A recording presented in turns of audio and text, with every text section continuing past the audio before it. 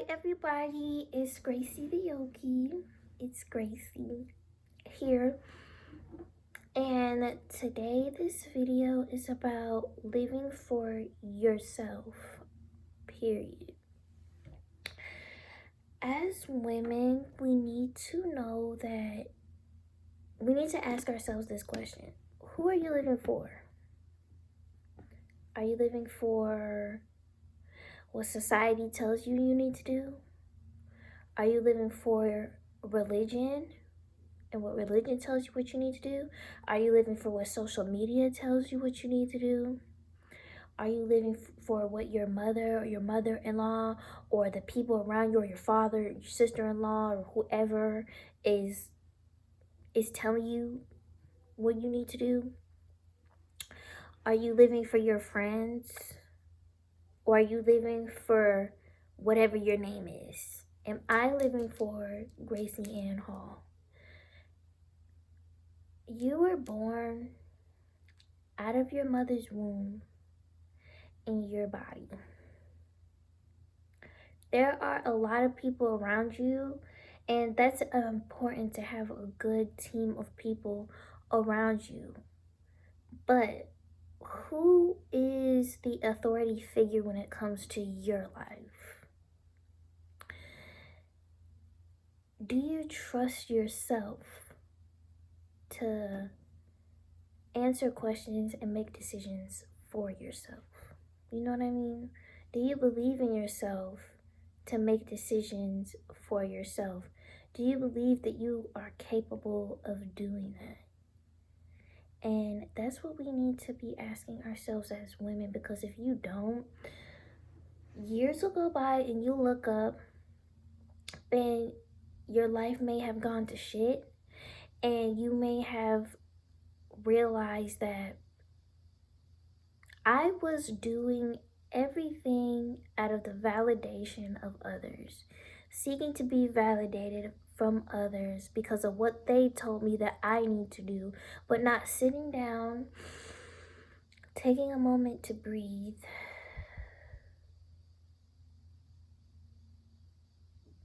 to be here and to listen to yourself and listen to how you feel and listen to what you want to do, period. I have experience with this, and I've definitely had to limit my conversations with people, and I've had to take time, especially after having a baby, being young, and just having all these different aspirations and things that I do, and just being able to sit down and ask myself, like, okay, what is it that you want to do? You know what I mean? Not thinking out of a mindset of lack and scarcity, but being brave enough to put myself first, put my passions first, put my happiness first, put my peace first, so that I can be best to show up for myself, and that so I can show up for the people around me that depend on me, whether that's your husband, whether that's your child or whoever. You know what I mean? You cannot show up for anybody else when you have not shown up for yourself. Remember that. People can judge you all they want to all day, period, and let them. They have a right to think that what they want to think respectfully. But when it comes down to it, you can't show up for anybody else if you have not showed up for yourself. And sometimes people are going to hover over you and not see what you need and what you're saying that you need, because they only care about themselves. So you need to put yourself first. And there is going to be times, like, don't overanalyze what I'm saying. I dislike when people do that, when they take something that you said and they overanalyze and I'm like, what if this, what if that? No, you get what I'm saying. Just see what I'm saying and then see how it applies to your life. There are going to be times, of course, we have to put other people first, like your children, duh. But when it comes to the middle ground of making sure that you have time for yourself, making sure that you have time to relax, to manicure yourself, to love yourself, to see yourself in your story. If you don't have time to do that, I'm telling you, there's a big possibility that you're gonna end up living for other people. You don't even know yourself. And that's a problem. We have to sit down and know ourselves. What do I love to do? What do I like to do? What do I dislike? What do I like about my partner? What do I dislike about them? You know what I mean? What do I like about this conversation? What do I dislike? What are my boundaries? You know what I mean? What conversations and energies will I be a part of? And what conversations and energies will I draw the line at, period? You see what I'm saying? So, that's important for your identity. And after going through postpartum, that's really important. After going through pregnancy, excuse me, that's really important. And during pregnancy and before. But when you go through a big change of pregnancy, it's important that you take time to get to know yourself because your body has changed and went through a lot.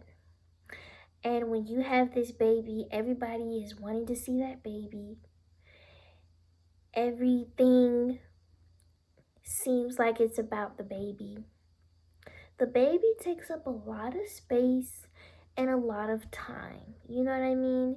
And every woman is different. There's a lot of different things that have happened for women. Maybe their baby has health problems. Maybe something happened during the pregnancy where the baby didn't make it, God forbid. You know what I mean? But those things do happen, and that's why it's important to take time for yourself, to hear yourself, to see yourself, to, to feel yourself, and have that connection and that power with yourself. Women have been controlled for a long time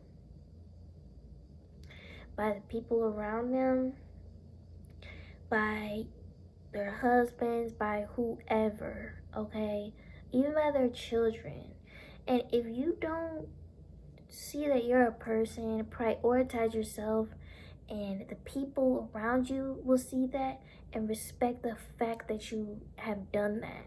You know what I mean? And they have more respect for you. If you don't do that, then you're seen as a doormat, as the background, as you don't matter. And you can't blame anybody else for thinking that about you when you don't take time for yourself. You see what I mean? When you don't think that about yourself.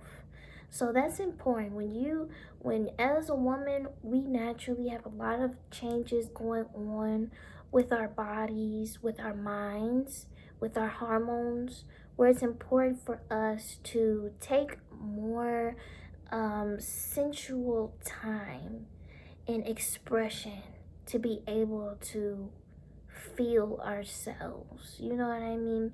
And show up the best for the people around us.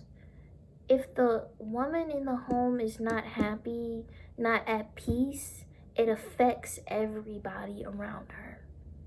Your energy is that powerful.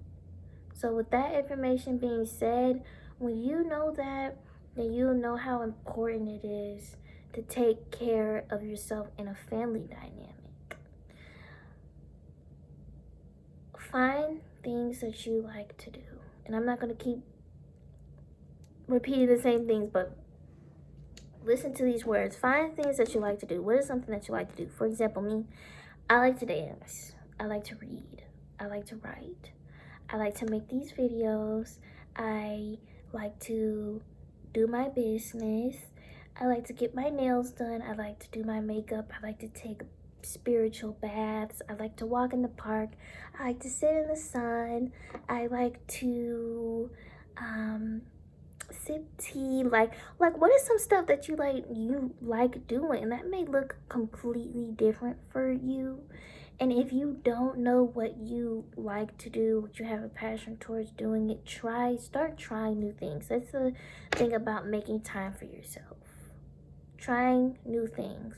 And when you realize that the ball is always in your court, you are in control over your life, over your decisions. That's when you take control of your energy and you're able to dismiss out all of the negative energy and out the people that tell you you need to do this, you need to do that, you need to do this, you need to do that. What you should be doing is this, what you should be doing is that. Or in regards to your kids, make sure they don't do this, make sure you don't, you know what I mean?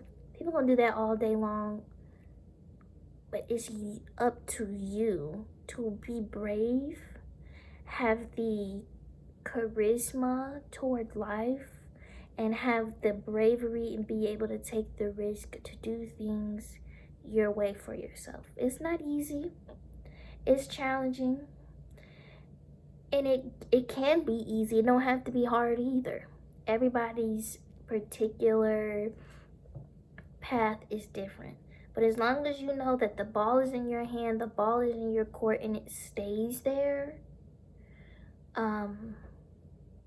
your life is yours. Bond with yourself, bond with the Most High Source, and start there. Thank you for watching.